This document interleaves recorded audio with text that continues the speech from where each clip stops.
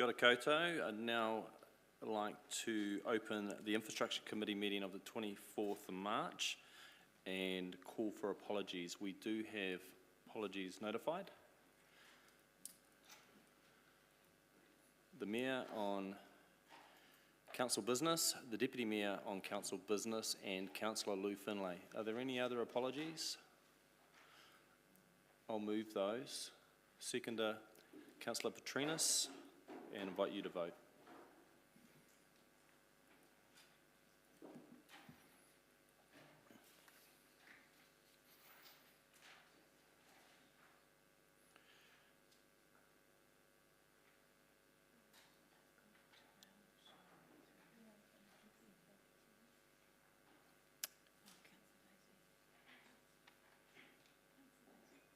Councillor Beatty.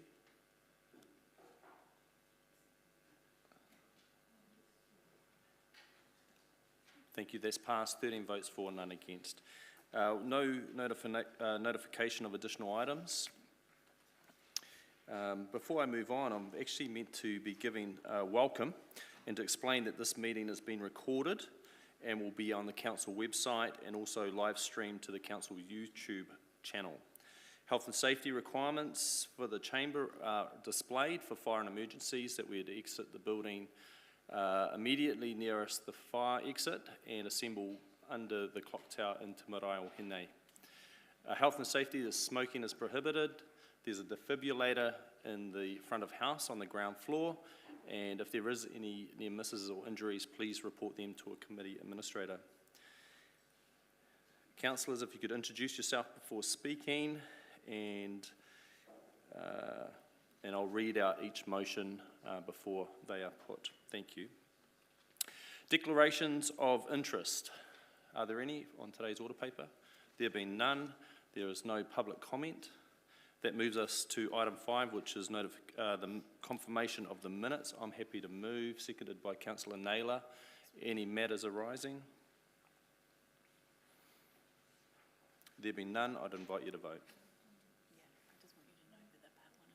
Oh yeah, that's a good point. Unless there's a issue with the part 2 minutes, I'd like to move part 1 and part 2 minutes together. And that's agreed by the seconder. Thank you. Invite you to vote.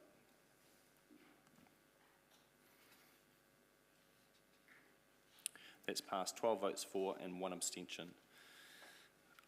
Item 6 is the Arena Redevelopment Quarterly Update, and invite the Property Manager, Bryce Hoskins, to the table. Thank you.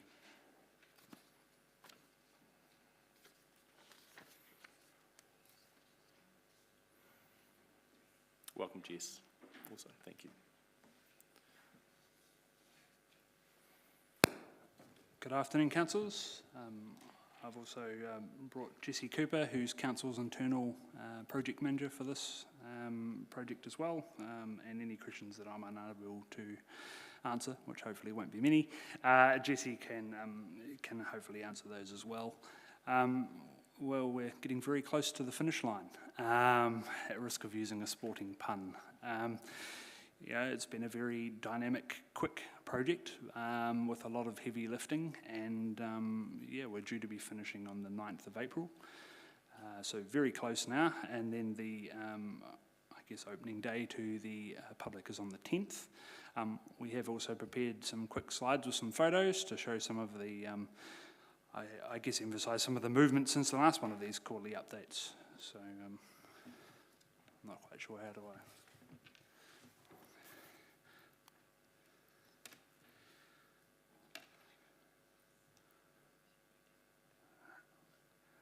Technology is not my friend, apparently.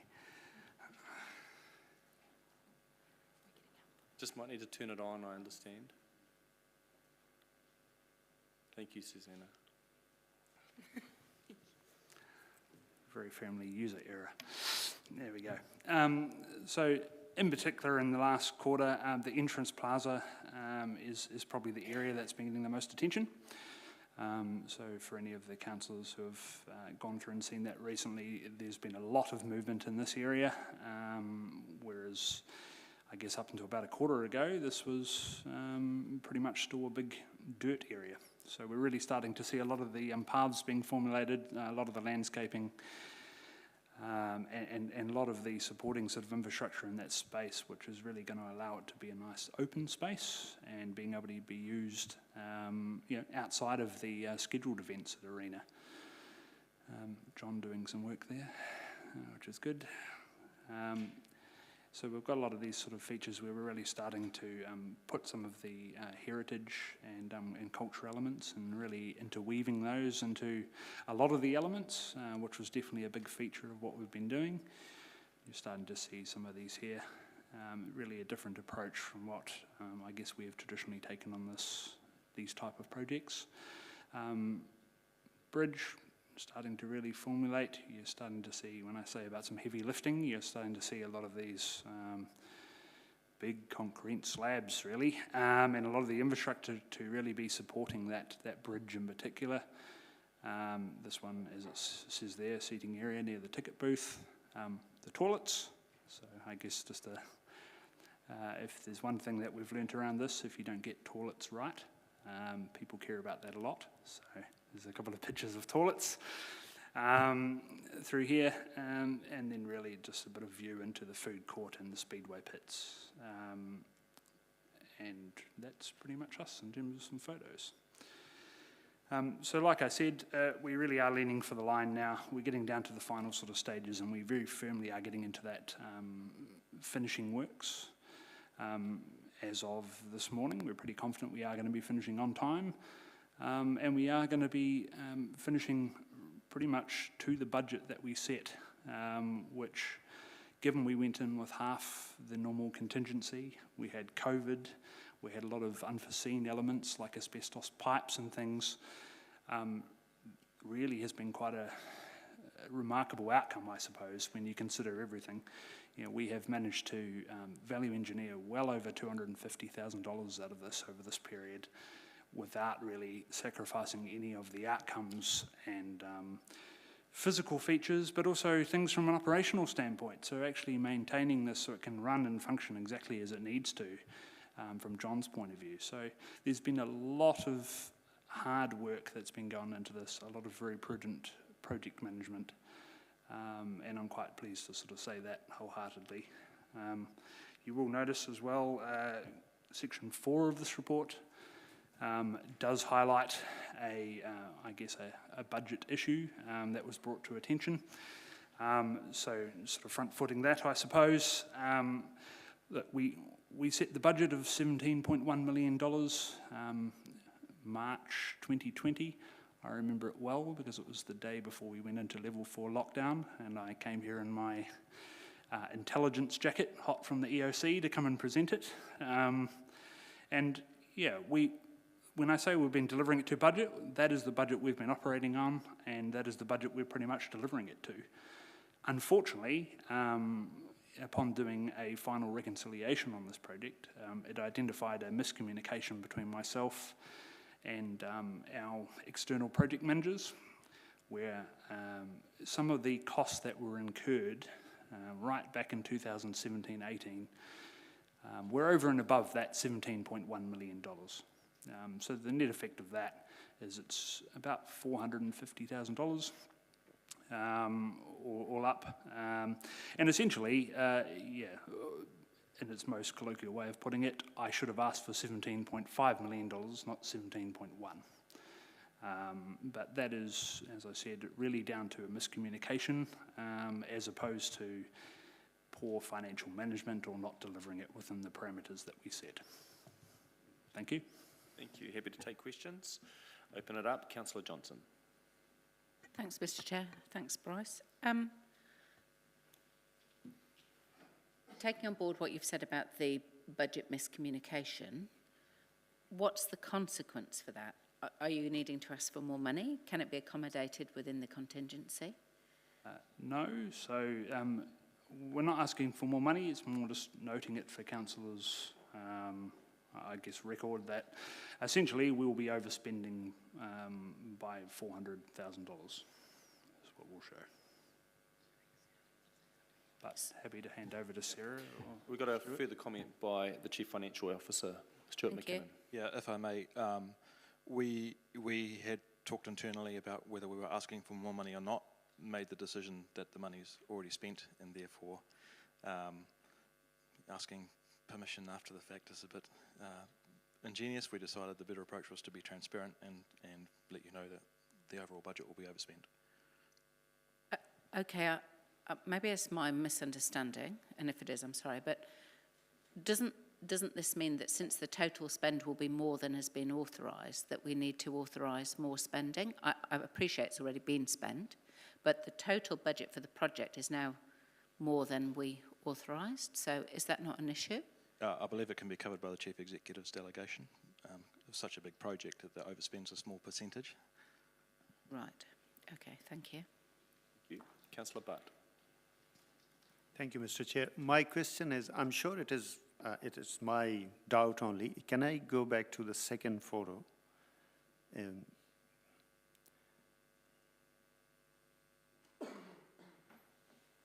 I must say it really looks pleasant when you go up that way, but just want to make it show that second photo where the poles by the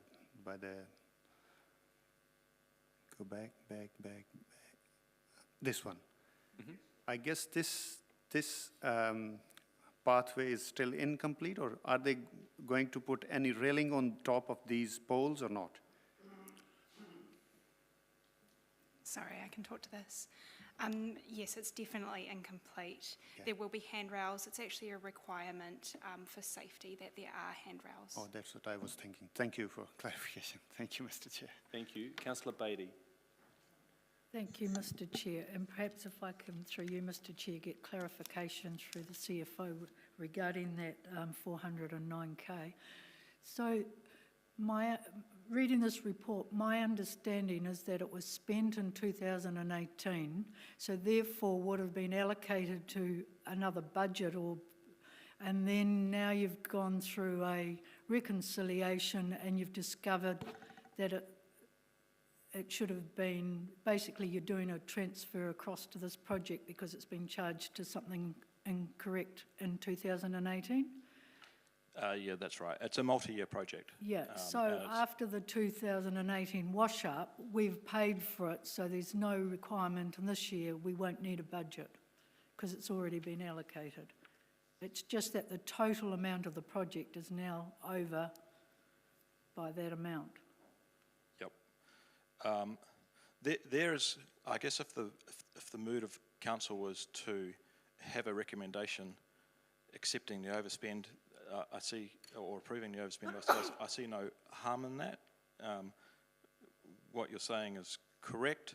It's a multi-year, multi-program. Things have been moved around all over the place over the period of the project. It's been pretty complex, and I guess that's where that how the errors have occurred in the first place. If the council pleases and you wish to make a a motion to approve the additional expenditure, then that's up to you, I guess. From a delegation's perspective, I think we're okay.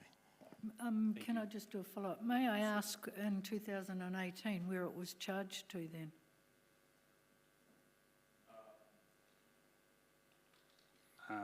It was incurred in the Speedway Pits budget back then when they were split up in 3 different projects. So it was charged to program 1082 at the time. So all we have to do is balance off those 2 projects, do a transfer from one to the other. I think what we're hearing Anyway. is that it's been handled internally, unless there's a member that wants to put a recommendation up to accept it or note the overspend or the way it was done. It's acceptable. The infrastructure manager, Sarah Sinclair. Through the chair, just to add on to what Stuart said, what we're keen to stress is that the work that was signed up to recently and the budget that was allocated to that work hasn't been overspent. So the discussion that we're having is around how we deal with this historic issue in a way that keeps the record keeping completely transparent. Thank you. No further questions? Thank you, Bryce. Thank you, Jessie. I'm happy to move the recommendation that's in the order paper, seconded by Councillor Meehan. Open it up for any comments or debate. Councillor Johnson. Yeah, I'm not completely happy about this 409,000 issue. And I guess, I mean, I'm hearing what's been said, that it was spent 2 or 3 years ago, and we've just found out now, but it seems a bit extraordinary to me that amount of money could just not be accounted for. And I don't really want to let it pass without comment. I understand that we don't need to increase the budget in this year because that's still correct for what we're doing. But I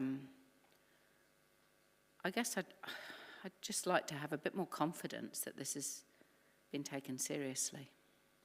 Thank you. Thank you. Councillor Bowen. Thank you, Mr. Chair. The $409,000 issue, I think, does need to be taken seriously. I support that comment. But what I would say is how pleased I am to see the design elements included in the infrastructure project itself, which has long been something that we've been talking about doing.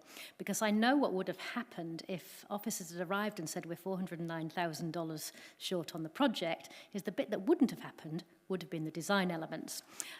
So I do not take lightly that we have lost $409,000 in the accounting somewhere, but I am pleased that that hasn't come at the cost of the end value of the product. Thank you.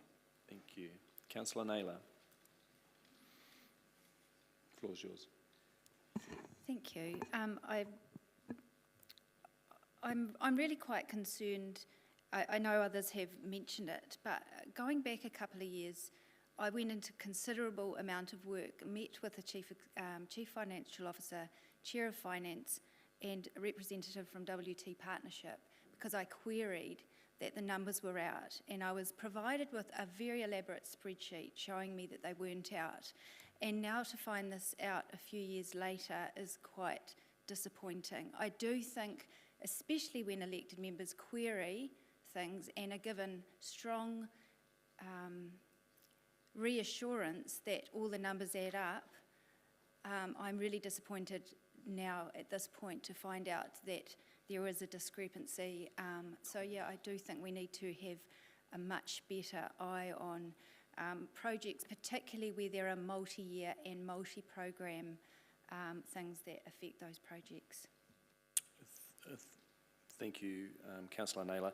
I wouldn't normally stop the debate, but there's just a response from the Chief Infrastructure Manager before we continue, just to give assurance in that space. Through the Chair, speaking with the Chief Financial Officer, I've asked that we, particularly for these long-term complex projects with very complex numbers of sub-projects that have all been merged together, I've actually asked that we have a review of this to make sure. I think this was unusually complex in the fact that it had a number of different budgets that were merged together. That's not excusing what happened, and I've asked for a review to make sure that we're absolutely clear going forward that that isn't the case, because I think that the merging of budgets, as we have done, generally is a good way of making sure that we reduce the complexity of these projects going forward. Okay, thank you. We'll continue with the comments and debate. Councillor Barrett. Thank you, Mr. Chair, and certainly thanks to my colleagues for raising questions around the recent discovery of the nearly $500,000 whoopsie. Good to, I guess, think about what solutions are in the future, and I guess one thing that's standing out to me in terms of what I've heard is that while we sit within the Chief Executive's delegations from a percentage point of view, that sometimes those percentages can turn into quite big numbers, like almost $500,000, and we might, as we're in a process of, I think, bundling more and more work, the potential in future for those percentage variances around a contract sum to turn into quite material amounts of money is more and more real. And so I might suggest that in future, when we next review the Chief Executive's delegations, that we look at both a percentage cap and an actual total dollars cap that would actually give us a couple different ways of getting flags earlier on in the process rather than years down the track. Mr. Chair. Thank you. Appreciate those comments. I'll just make some of my own. One is, this has been a flagship project post-COVID when we agreed to advance it, like was mentioned with the officer on the 20th of March, ensuring that we put in significant investment to promote jobs and activity in our city. It was a larger job as far as pulling together three main projects of the master plan around the Speedway relocation, the entranceway plaza and the embankment, which has given more seating capacity to Arena 1. And the outcome, as you can see in some of the imagery, and the public will get the opportunity on the 10th of April on the open day to witness the results from that, which will be the benefits will go on for years to come as far as giving a front doorstep back facing the city for users to enjoy. It also encompasses some of the work we've done in Cuba Street, which I'd love to see the link from link right up to the entranceway of the arena for the users of the arena to walk back to the city and enjoy some of the hospitality on offer to regenerate indirect economic benefit. So really pleasing project. I don't want to lose sight on the fact of the miscalculating of the budget, because overall it's been a real positive, successful result. I'd now like to invite a vote. Thank you.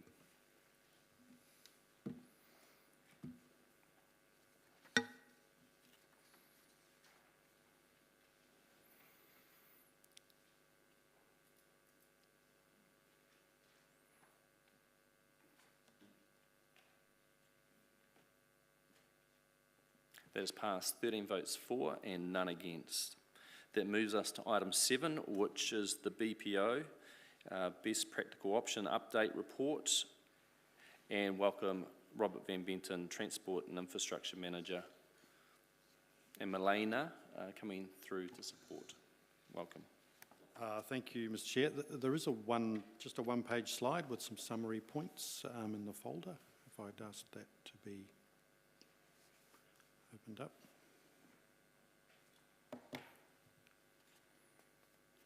So this report essentially is our first sort of update report for this financial year. So really it does stretch back to beginning of July 2020 through till the beginning of March.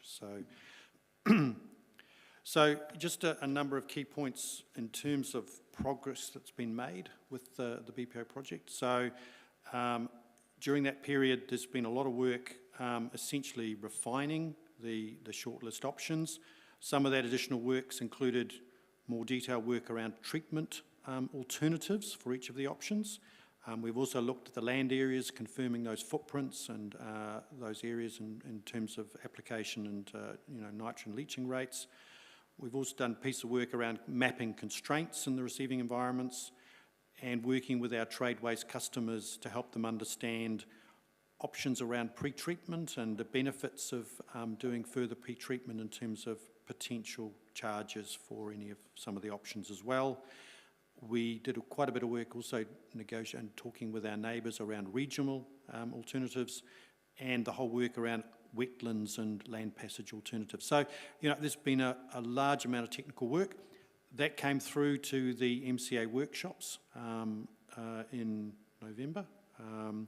And so really those workshops, while they were not conclusive in terms of identifying a BPO, they did identify that there were a number of options that rose to the top, as it were, over a range of weightings for the particular criteria. So, and essentially the three receiving environments, remain within that group. So we still have the largely to ocean, we have the largely to river potentially with some land, and a split land river option as well. So, but all the options remain in the mix, and when we, we're certainly going to engage with the community. So from that workshop, we identified that some further work needed to be done, and that's included more work on the ocean discharge effects. There was some concern around, particularly from iwi and other participants, that we didn't particularly well articulate that. We had some expert work done by Cawthron, and we've also done more detailed work around treatment standards and how we describe the treatment levels for the different alternatives.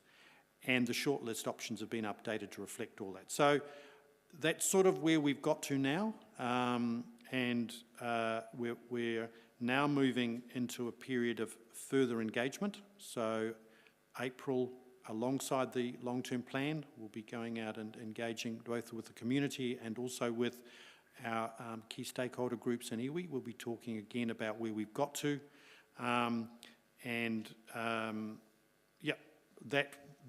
that feedback from those processes will feed into the decision-making process, which will happen, through the sort of May, June period with councillors, elected members.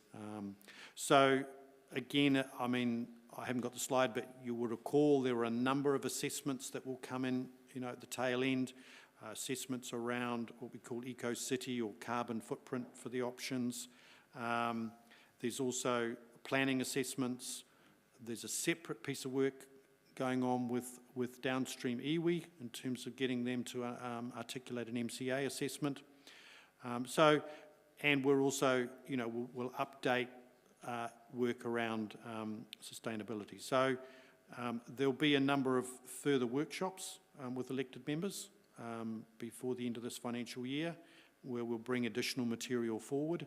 And at this stage, some of the elected members who are on the PSG can speak to it, but we essentially, in order to align our process with the long-term plan, we now acknowledge that we're really probably not going to be in a position to adopt a formal BPO option until early July, which is a little later than our so we hope, if it's possible, to do that earlier, but at this stage that looks like the timetable. So yeah, I mean, the engagement piece in April will be supported by a whole lot of what we call fact sheets and other material, so to give people a much better understanding of all of the options. And I mean, there are the fact sheets, particular ones we've sort of started to develop, are recorded in the report, but things around sustainability, around the problem statement again, around the different effects in the receiving environment. So yeah, I mean, that's really all I want to say today. I mean, open to any questions. Elena, obviously, here can help with some of the detail as well. Thank you, Mr. Chair. Thank you. We do have questions. Councillor Butt. Thank you, Mr. Chair, and thank you, Robert and Melina, for continued updates and hard work. I'm sure it is not intentional. On page 24, 2.2.3, all other option except releasing this product into river says wastewater, while all other options are treated wastewater. Well, there's certainly no, so that's all the wastewater is treated, so yeah, so under all options, yeah. All right, thank you. Okay, thank you. Councillor Harpiter. Thanks, Mr. Chair. Thanks, Robert and Melina. Just looking at page 29 in the engagement with iwi 3.4.2 and 3.4.3, just wondering if you could expand on that a little bit. Certainly. What we've outlined in here is there's been progress in engagement that has been progressive with rangatane, set up and governance, etc. Where we've got to in the last year is a closer working relationship with Ngāti Raukawa, and then with respect to Mopoku, Ngāti Apa, Ngāti Te Kauwhata, that engagement is ongoing, and we're working closely in a partnership more with rangatane, guiding our relationship with those iwi. Does that help clarify? Do you want more information? Yeah, probably about where we're going forward. Okay. Robert alluded to an MCA with iwi. What we did in our MCA that you've got the results from and you were involved with, we had Mopoku and rangatane there, and all iwi were invited to attend that MCA, but some elected not to. So where we've progressed since November is developing up a parallel MCA process with Ngāti Raukawa, and that is also inviting in other iwi if they want to be involved. So when we put forward a recommendation for a BPO, there will be a range of assessments, and two key parts of that is our MCA, but also the MCA outcomes that we've developed up with iwi, which don't necessarily align with the values or the criteria that we developed for that. It's actually very reflective of the values of Māori culture, respective of Raukawa. Okay, thank you. Councillor Dingwall. Thank you, Mr. Chair, and thank you for this report. In terms of so we had the submissions, well, we've been having submissions for quite a while. Is there anywhere on the website or anywhere where all of the submissions are so that people can actually go through and have a read and see what everyone else is thinking along those lines?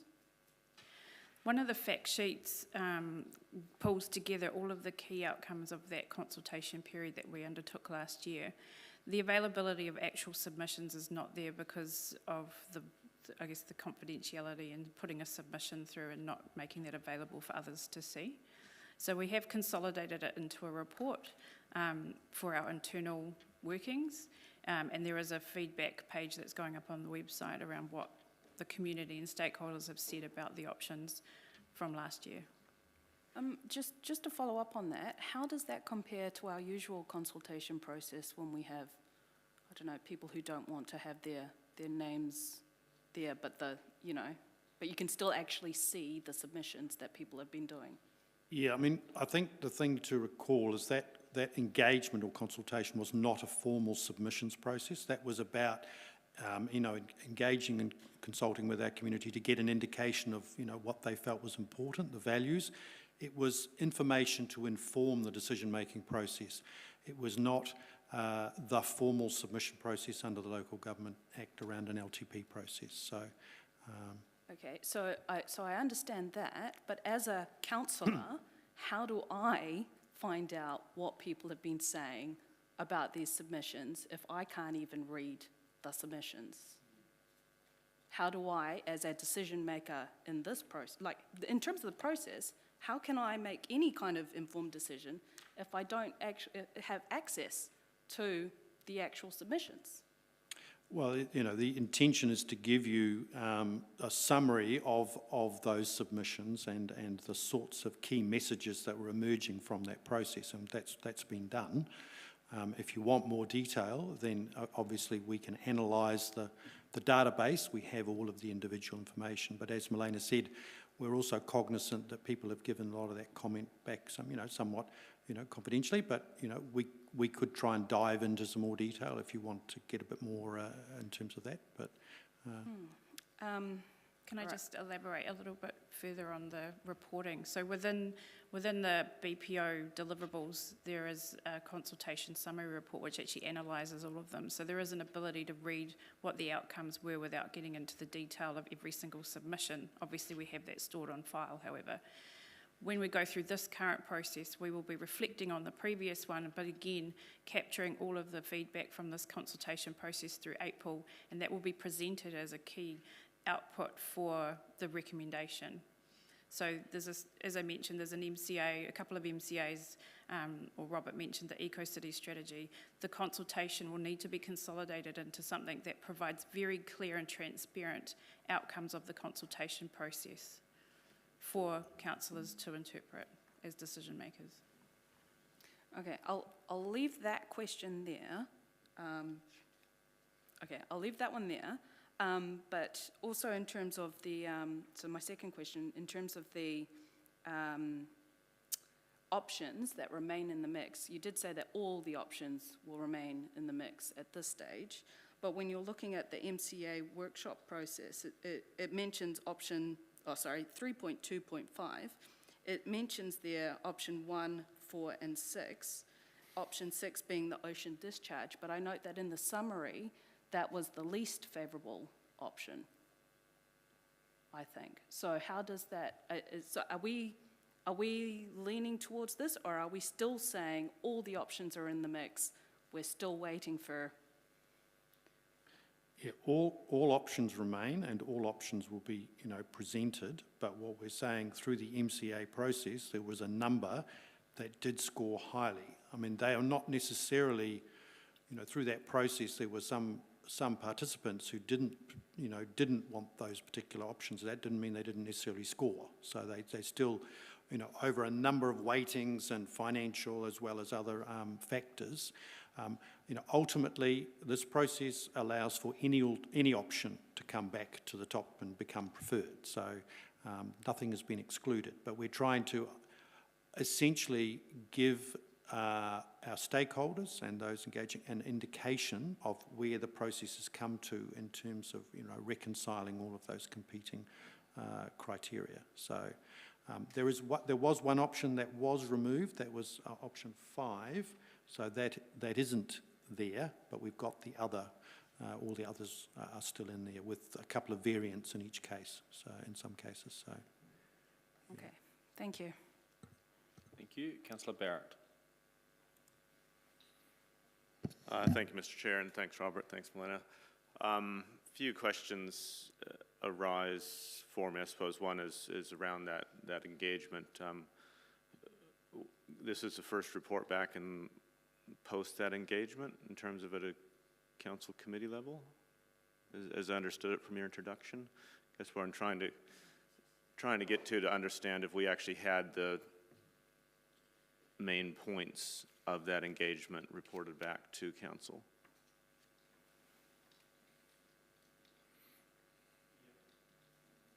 we have come back around.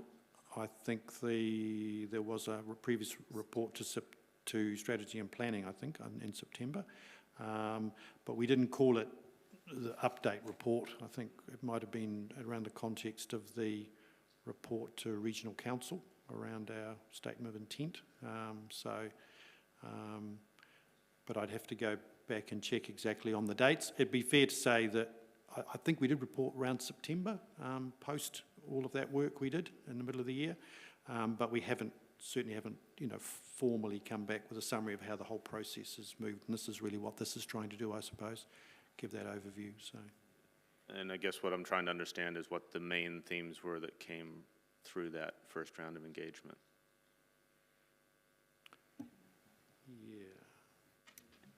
So through the PSG, we've reported back a number of times of what some of the outcomes have been from the consultation processes previously. When we went out to engagement, we had the 6 conceptual options on the table. We still have those 6 conceptual, but with a lot more information that's out for, that has been assessed through the MCA, bar one we dropped off the groundwater, which was originally called option 5.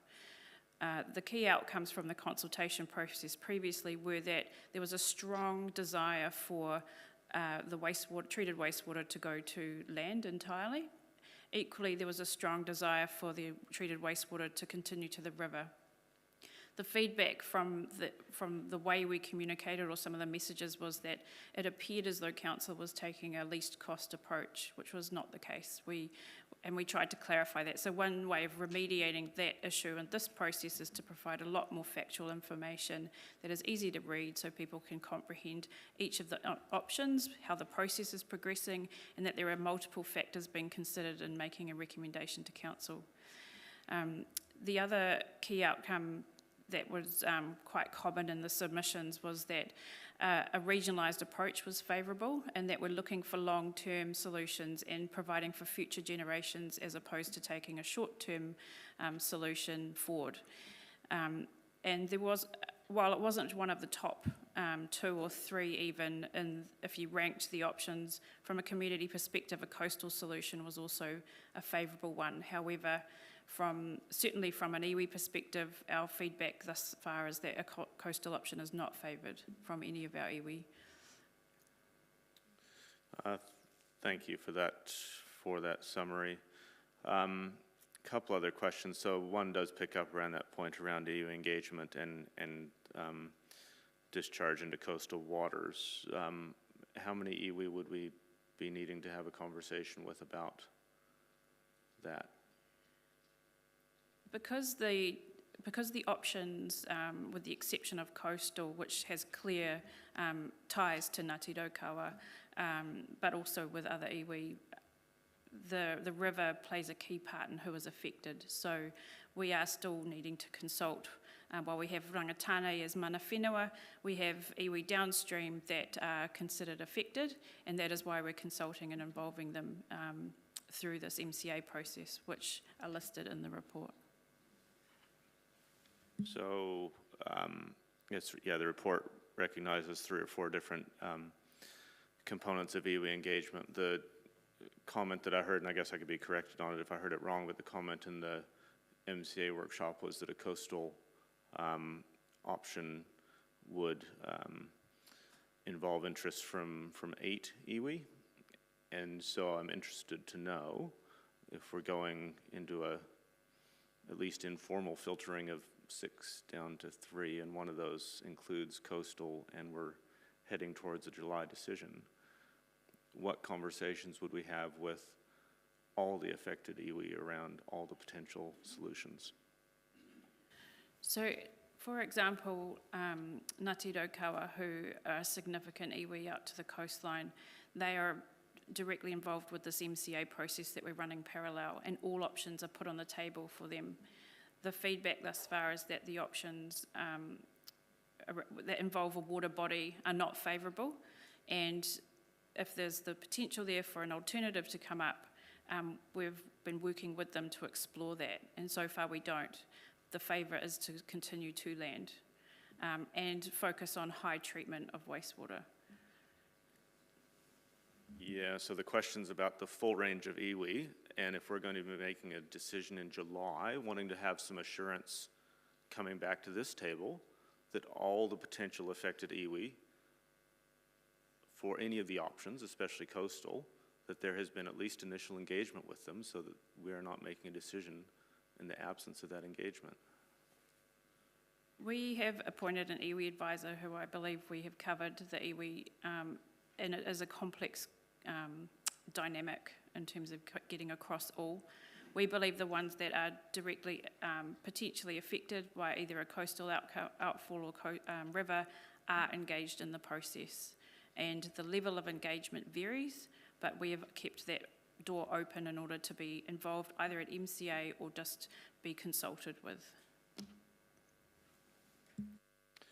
A couple more questions. One's around the river option, or option 1, and what advice you can give us around the, I guess, assimilative capacity of the river at low flow, with reference to the upstream pollution that already sits in it by the time it gets to us. Well, our analysis of the required level of treatment and the assimilative capacity is based on the current state. So it's based on the current, as it were, water quality that's arriving at the upstream position. So we're not assuming either any significant reduction in those incoming levels, nor are we, assuming a significant increase. So obviously those are areas of uncertainty. Essentially, with anything with largely to river discharge, there is a fixed discharge capacity based on the current range of flows.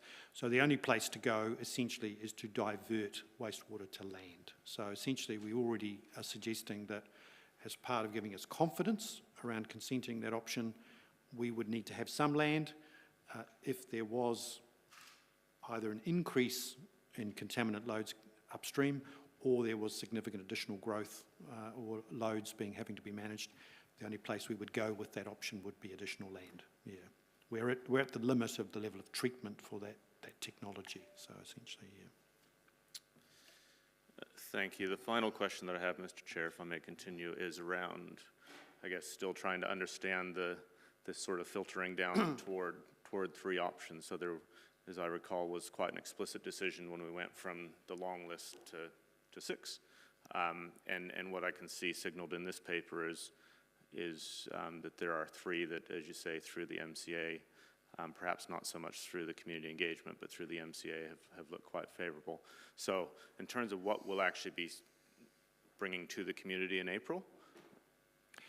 most of the emphasis sits around the three. We're not proposing to promote three options. We're saying that the work to date has identified, has floated to the top a number that appear to be more robust around a range of different criteria weightings, okay? So they have some advantages, but all of those 5+ variants are on the table, and as Milena has indicated, we're providing information which covers off all of the effects to all the receiving environments. So I think what we're intending to do is to suggest through this engagement is look for the value alignment from the community. Which of these receiving environments and choices do you rate and value more highly? So we can see, you know, we're not intending a voting exercise over any particular options. It's really around trying to see which of these most aligns with what you value. There is still a trade-off here. There are various things to be traded off with each alternative. So I think that's what we'll be trying to get at in terms of that engagement. So I think finally then, if I can understand, when you say the work that we've done to date has sort of shown that there might be some potential front runners, when there's quite a high level of incongruence between that analysis and what we heard from the community in the first round, for instance, you know, a very low percentage of people were interested in the coastal environment and were saying that it looks quite promising now. How are we going to be messaging that in a way that helps the community understand that we heard what was said during that first round of engagement? Well, as we've said, there is a piece of work which says this is the outcome from the previous engagement. These are the messages. I think the key thing to understand is go back to the process. The process says you are weighing up a whole number of criteria, and one of those criteria is around you know, the effects and the acceptability of options for the wider community. So, I mean, that is one of the things we weighed up. I mean, this is your decision, councillors, you know. This is essentially yours to make about weighing up technical factors, financial factors, community acceptability factors, iwi, you know, preference. So, you know, and essentially, yeah, it's up to you really, essentially, what weighting you give to each and every one of those objectives. So we are simply reporting on what essentially the process has presented to date, using the instruments that we've essentially used, the tools we've given you to try to balance what is a complex multi-criteria decision. So there is no right answer. You know, it is merely a question of how much weighting and emphasis you want to give to each of those different considerations. So,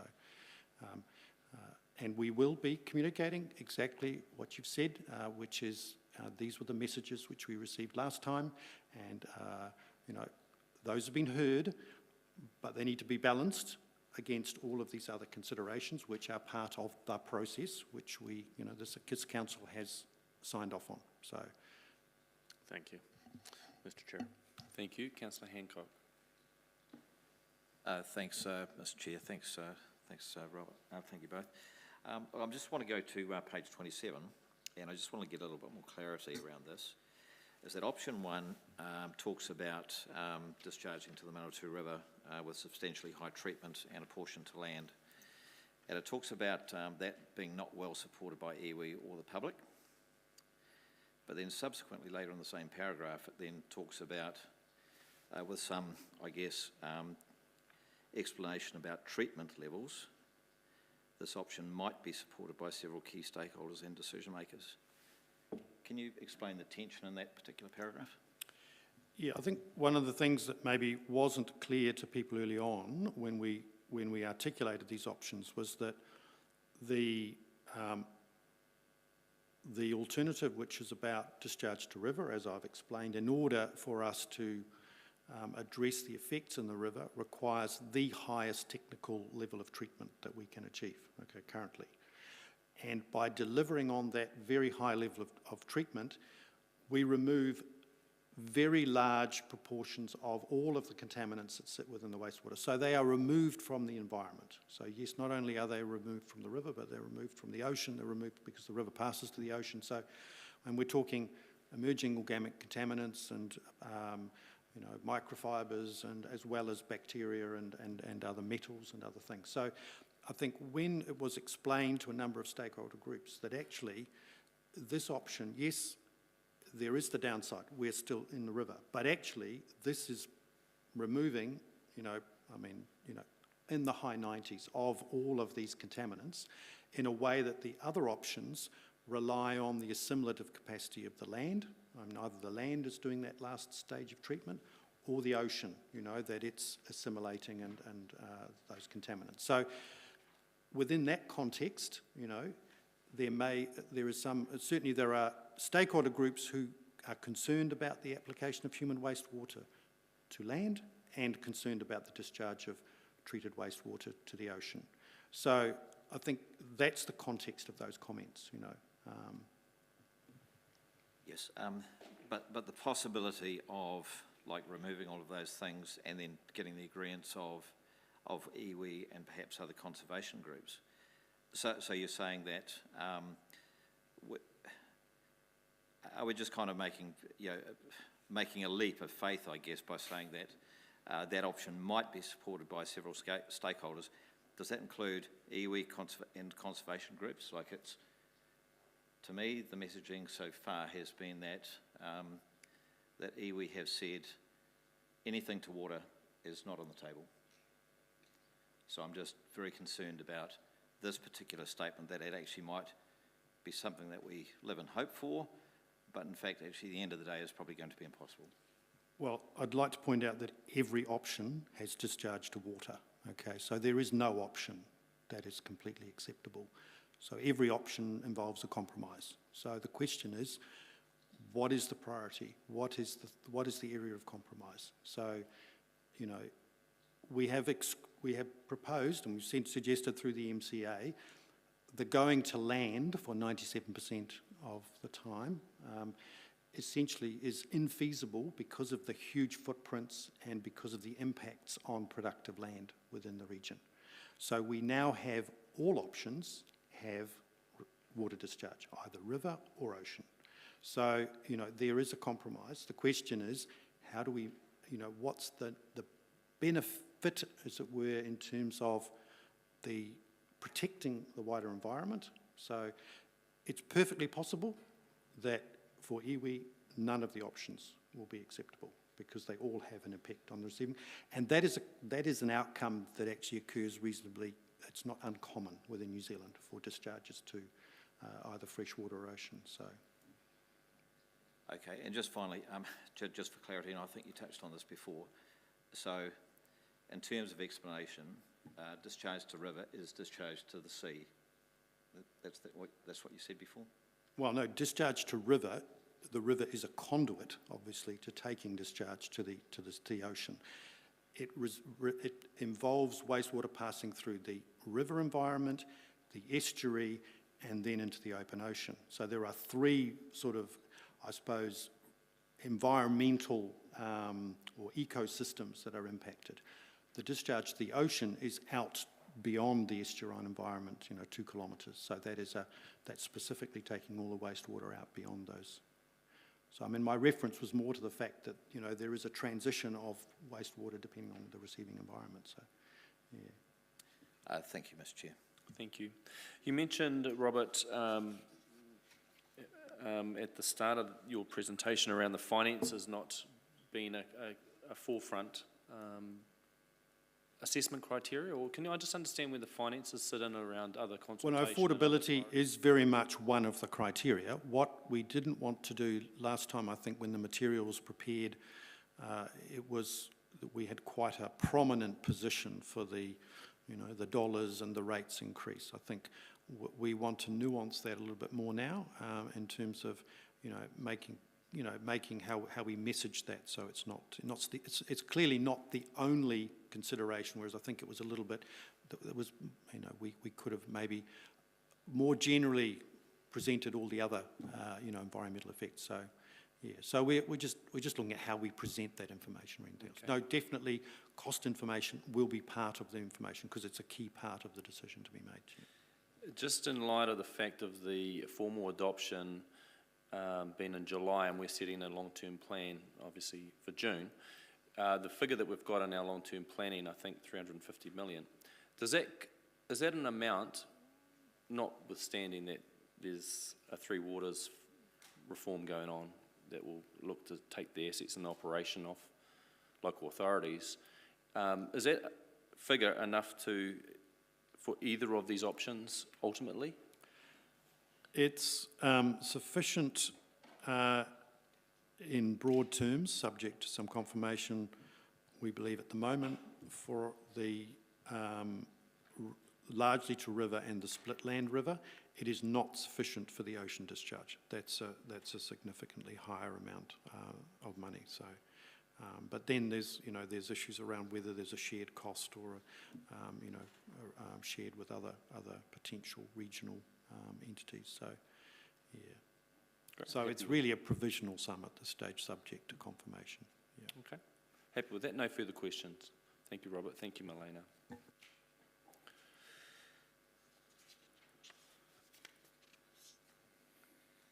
I'm happy to move the recommendation, which is to receive the update. Is there a seconder? Councillor Beattie. Open up for comment and debate. Anyone wishing to speak on this item? Councillor Barrett. Thank you, Mr. Chair. It is good to see this come to Council and get some visibility. Good to see the progress reported, and obviously a lot of work. But as you probably will have sensed from some of my questions, I do have some concerns around how we've gotten here, and particularly that despite having 6 weeks of engagement, which had hundreds of people turning up to public meetings and well over 1,000 submissions, that source of information seems to be a relatively weak signal compared to what was picked up in a couple days of the multi-criteria analysis workshop.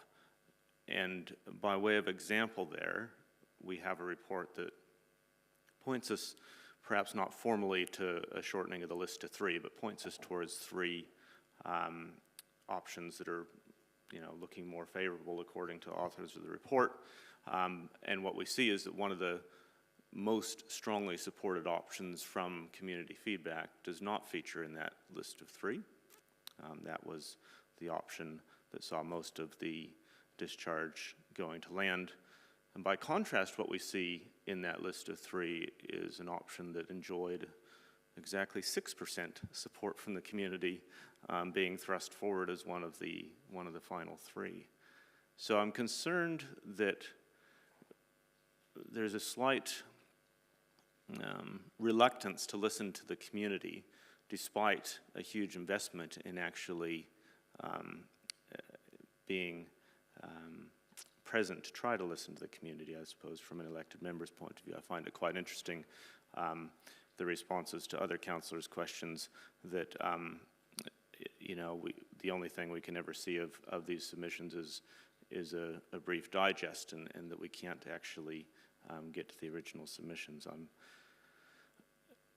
just concerned, I suppose, with what I would flag here around our need to listen to the community through this process, and the extent to which this report that's here today allows us to do that. I think where I've gotten to on the report will be a vote with some reluctance towards accepting it, but very much wanting to flag those concerns around listening to the community and ensuring that we get good access to hearing the community voice in this April round, that we do have as many conversations as we can with affected iwi, including in the coastal reach, if we end up going into that space, and that we're in as strong a position as possible to make a quality decision. It'll be the biggest decision financially and otherwise made at this table for some time in July. Mr. Chair. Thank you. Councillor Dingwall. Thank you, Mr. Chair. I echo the comments of Councillor Barrett around listening to the community's voice, and I do find it very disappointing that I can't actually see each of the submissions that have been done so far, because there have been hundreds.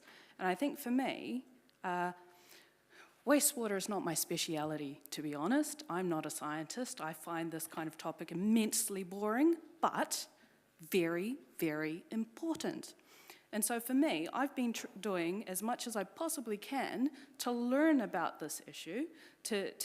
I've attended all these wastewater meetings as much as I can. I was at the I don't know, that process that we had, where we had all the stakeholders there, but not actually being able to read each of the submissions and why they've submitted in that way is really, really disappointing to me. And I know that it's lots, but you know, we've read hundreds of submissions on local alcohol law, and yet this is one of the biggest projects we are ever going to do. So yes, I would like to see all of the submissions if that is at all possible, and I'm curious to see what happens in the next round of submissions and whether any of those will be filtering through that process or not. Councillor Hapeta. Thanks, Mr. Chair. My only comment is around iwi engagement, and I mean that in the widest sense in terms of Māori engagement, and making sure we get it right. We have been criticised by many factions that we don't get it right, so I just want to make sure, and I think officers know that, we do need to get it right. So I did listen to the officers when they did talk about it, but I just caution that we do have to make sure we really do get this part of it right. And just looking at the stakeholder engagement that is written under 3.4, it is a real crucial part of this process, and it could end us up in the Environment Court if we don't get it right. So my concern is around that part of this process, to make sure that we've got this part really well done. Thank you. My comments to add that I think it's pleasing for our position and timeline that central government are looking at the Three Waters reform in time for the year 2024, because otherwise the cost of this project, which could be in the hundreds of millions, is going to limit the city's ability to invest in other infrastructure and asset in other fields moving forward. And so I think that's a really favourable thing that is parallel to this. However, as far as the decision-making processes on this update and the concerns from that have been expressed around the table, and even including those that are on the project steering group that have a more detailed input into the direction of this project, it is concerning to think that as decision makers for the city, that again around the submissions that we haven't had a chance to read, I think that is an extraordinary limiting option for us, and only to receive a summary. That the coastal waters is still a consideration, even as been outlined, iwi's objection to that form of discharge, 6% in favour, being very light, and also the dollar figures being well in excess of what we've got provision for in our LTP.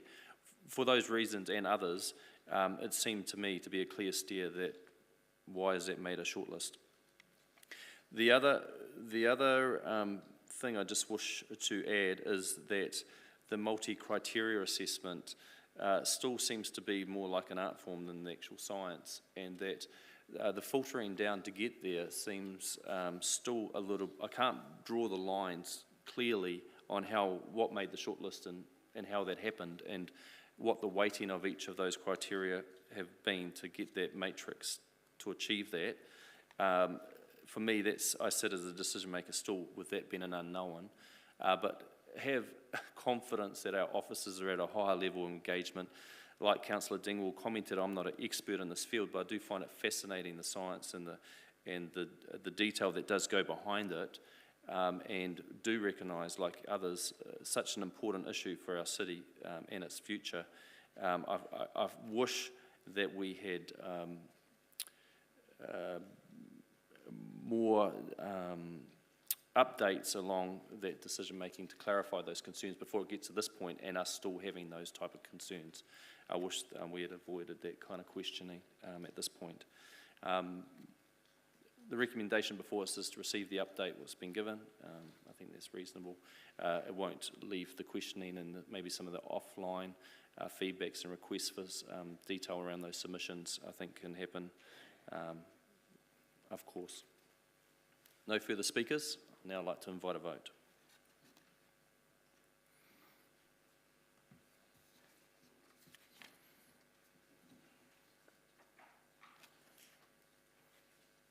That's passed, 13 votes for, none against. Our final item is item 8, which is the work schedule. We have a few updates and a few things to come off. Did you want to speak to this? Chief Infrastructure Manager Sarah Sinclair will outline some updates. Thank you, Mr. Chair. At the agenda setting meeting recently, I spoke with the chair and others about the work schedule and some of the elements that are on there that potentially it's not really clear sort of why they're on there and whether they should continue.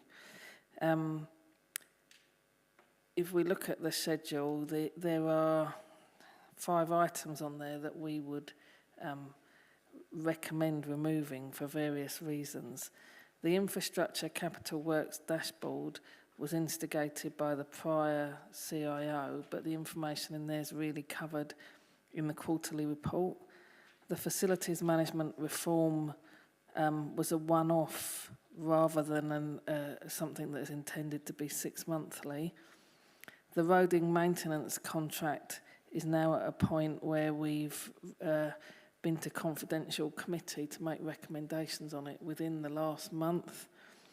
The asset management improvement plan update is now covered in councillor updates, and Papioya Place you'll be hearing about as when we recommence the finance committee, finance and audit committee this afternoon. So for all of those, they're things on the work schedule that whilst that there might be updates, and there definitely are updates, they're probably not pertinent to be in your ongoing work schedule. Thank you. So at our order paper, we obviously inquired and made sure there's some robustness around the need for these, and I'm comfortable that these be removed. I just wanted to do it more transparently rather than have them removed before they come before. Happy for comment and questions if need be, and there are. So open it up. Councillor Beattie. Thank you, Mr. Chair, but this was for something else. I'm happy to second that they come off the schedule. Okay.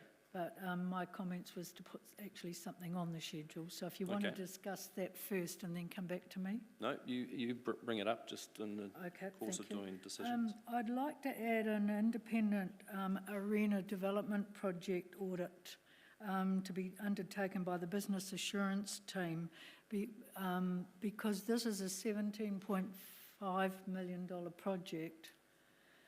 And we've had some issues obviously with it. So I'd like to take advice whether my preference is for it to be put on the audit, finance and audit, but I think I need to do it through this committee to be able to do that.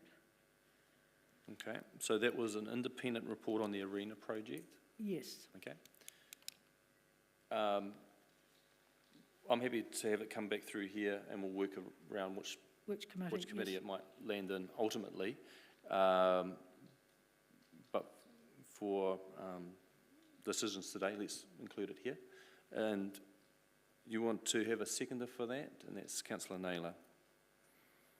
And that's around the costs.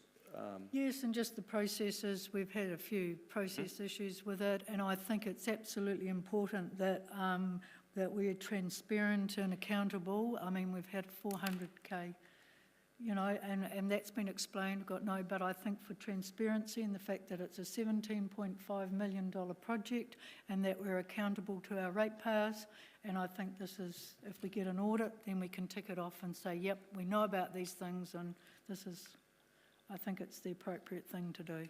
Okay, thank you. Councillor Johnson. Yeah, I absolutely don't support all of these coming off the work schedule. The whole point of this committee was for us to be able to keep a very clear eye on the infrastructure projects because the quarterly report wasn't sufficient. That was the whole point that this committee was established for. There will be a regular, close eye kept on all of the infrastructure projects. So I don't support the infrastructure capital works dashboard coming off at all, and I don't agree with the comment that the quarterly performance report is sufficient. I don't believe it is. In terms of Papio Place, not to prejudge the discussion that we're about to have this afternoon, but I think it's highly likely that that project will be ongoing, and I very much would like to keep the 6-monthly update on. As regards the roading maintenance contract and the facilities management reform, I don't feel so strongly about those coming off. The asset management improvement plan update, I'd like to know what the councillor updates are that we would be hearing about that in. What councillor updates are they? Yep, I'll direct that to Chief Infrastructure Manager, if you can, or refer I it. just need to confirm on the name of it because I'm new, so I don't know what it's actually called. Friday Compendium, through the chair. Okay, well, that only comes out once or twice a year, so I'm not supporting that either. I think it's very easy for things to get taken off the work schedule and then governance loses sight of them. And I would much prefer that they remain on, even if the report is only a short one. There's a reason that this committee was established in this term of council. It was a new committee, and I think it would be very remiss of us to take all these things off. Okay. Councillor Bowen. Thank you. I actually support the comments Councillor Johnson's made. Just I don't have a level of comfort about why we would do that at such an early stage in this committee. So over to you on that one, really, Chair. I value your comments. My question was particularly about one that had missed the cull. So the last one, Memorial Park Final Implementation Report. I just wondered if we could get an update on when that project will finish and open to the public. If Kathy's in the room, which she is. Funny that. We haven't confirmed. The recording might just come forward for the mic. Thank you, Kathy. Kathy Diva-Todd, in response. We haven't confirmed an opening date because it does need to work in with the calendar and in particular with the 150-year celebrations, but the intention is a date somewhere towards the end of April. And so with that, through you, Mr. Chair, as the opening, when could we expect the final implementation report to make it to committee?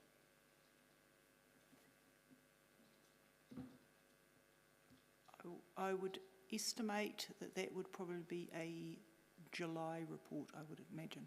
Wonderful. Thank you very much. August. I don't think we have meetings in July. Councillor Barrett. Thank you, Mr. Chair. Just, I guess, further to the commentary around the sort of sweeping change that's been proposed here, I feel like today we've just actually seen a perfect example of the value of having these sorts of discussions, as we only moments ago were patting ourselves on the back about the value of transparency and why it's important to have these things out in public, even if it is a $500,000 whoopsie. Well, if it is, it is. That's, you know, absolutely, we need to have our eye on the ball, and that's what this committee is about, and that's what this work schedule is about. So I see no reason at this stage to remove anything that is on that work schedule. Sorry, Mr. Chair. Just for clarification, are you going to move that these things are removed, or would you like us to move that they remain on? How would you like us to deal with this? They remain on. We don't have to make a decision to take them off, and there's been nothing moved to take them off just at the moment. I'm taking a gauge from members. Okay. There's no further speakers, but on a couple of responses that I've had around the asset management improvement plan and having that update, That will go out in the compendium, Friday compendium. That is a public document. The comment about it coming out twice a year, it actually comes out as often as there's information for it, so it's not like it needs to wait for any cycle.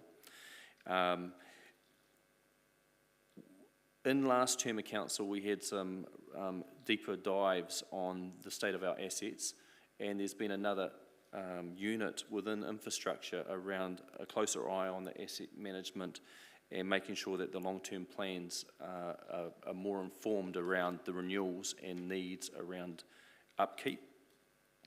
And that's on all three elements, on property, on the roads, and the parks and reserves, I understand, if I got those three primarily correct. And so that unit is doing that work, and that'll feed through in the long-term plan. That's on 5.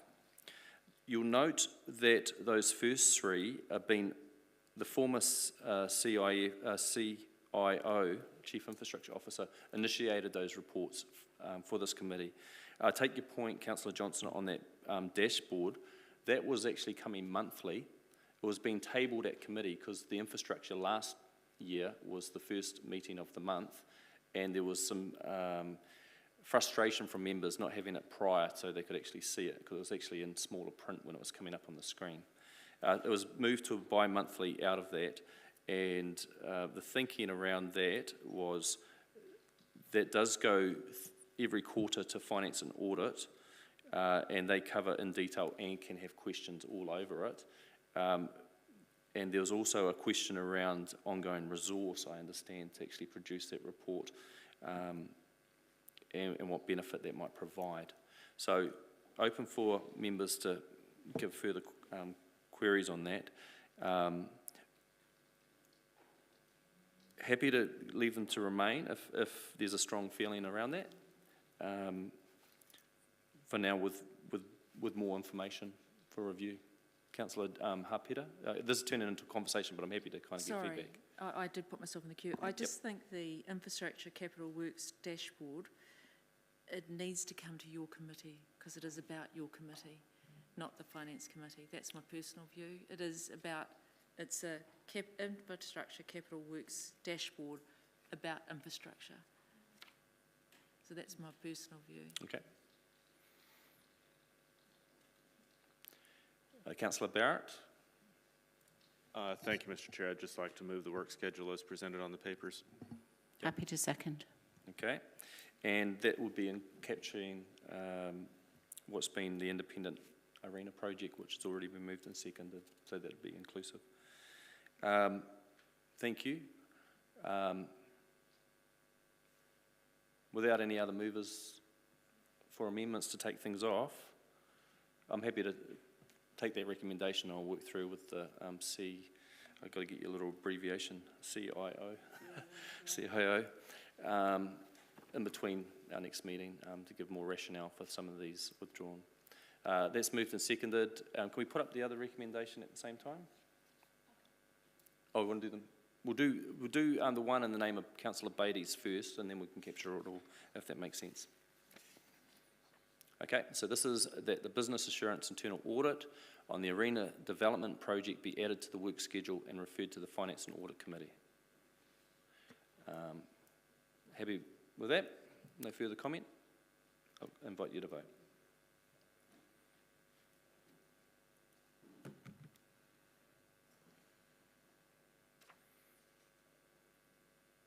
That's passed, 13 votes for and none against. The recommendation to receive the work schedule in the name of Councillor Barrett, seconded to Councillor Johnson, invite you to vote.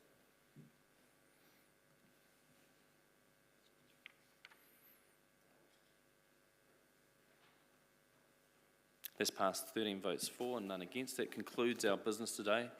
Thank you, members, and thank you to the officers. I'll now close, and we'll have a 5-minute turnaround before we reconvene Finance and Audit. Thank you.